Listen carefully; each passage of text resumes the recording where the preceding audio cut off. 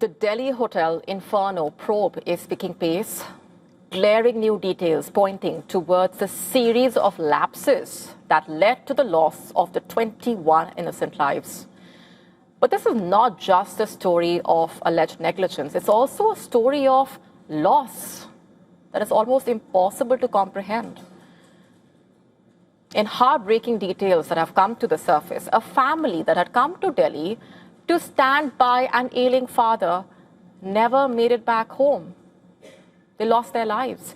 Vivek Agarwal, a chartered accountant who hails from Gurugram, had traveled to the national capital to visit his father, who was undergoing treatment at a hospital. Accompanying him were his wife, his 2 young daughters, 4 other family members.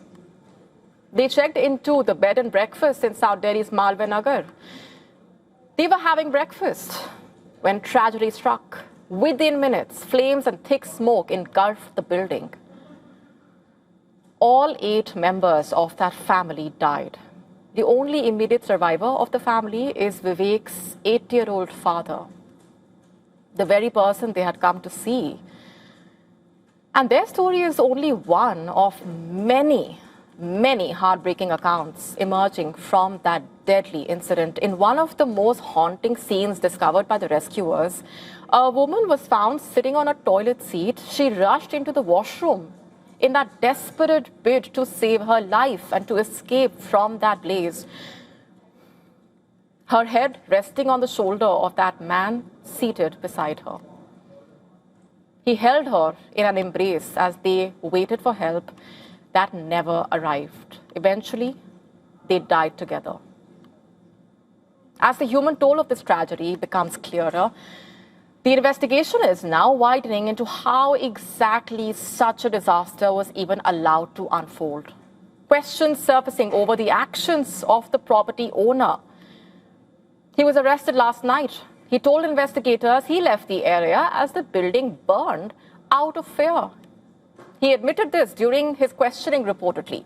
Instead of stopping to assist the evacuation or the rescue efforts reportedly, he drove away allegedly and spent hours wandering before being traced by the police. Additionally, the hotel's manager, the person responsible allegedly for the day-to-day operations of that hotel, remains absconding. Key licenses of the hotel were issued in his name reportedly. Delhi police teams have been deployed to track him down as of now. Investigators are also uncovering more series of details, in fact, preliminary findings suggesting reportedly that many of the victims did not die from burns. Instead, they succumbed to suffocation and smoke inhalation. Windows and glass panels were found to be completely sealed, leaving no route for heat or smoke to escape. There was no apparent emergency exit. Ventilation was inadequate. Rescuers reportedly lost critical minutes just trying to open the entry point, reportedly. An iron mesh barrier along the access route had to be cut through before teams could reach those trapped inside, reportedly.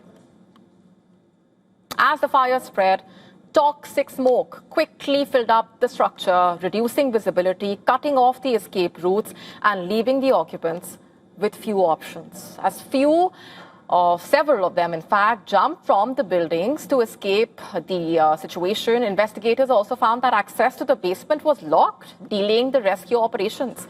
Each of these findings reportedly forming part of that wider investigation. In fact, questions that have been raised over the building design, over the alleged fire safety violations. For now, several questions surfacing. How did a building meant to house guests turn into a death trap of this scale? Why were critical escape routes blocked or missing?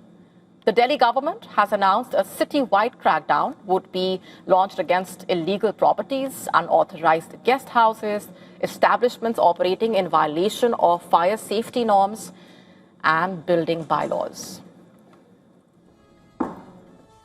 Our next story is from Indonesia. Thousands of people scaled over 7,600 feet on an active volcano to worship a 700-year-old idol of Lord Ganesh. This idol is located at the edge of Mount Bromo volcano. As part of this festival, people throw offerings like rice, fruits, livestock, money into the crater as a form of gratitude and prayer for safety. It's one of the 100+ active volcanoes in Indonesia, in fact, and it's known for its natural beauty as well. As per reports, it has been named after Lord Brahma.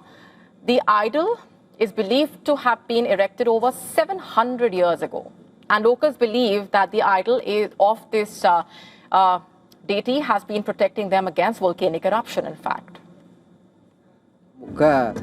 I hope I will receive a reward from the Almighty God. I hope I can be back here during Kasada next year. Remember, he's the god of wisdom, removal of obstacles. In fact, also revered in Indonesia, among other parts. In the year 1998, in fact, Indonesia released a series of currency notes of 20,000 Indonesian rupiah, featuring an image of the god, with the country's first education minister as well.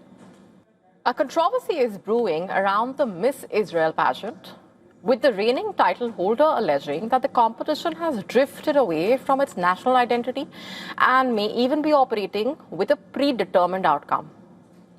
In a video posted on social media, Miss Israel 2025 has claimed that the next Miss Israel may not be an Israeli citizen at the time of selection.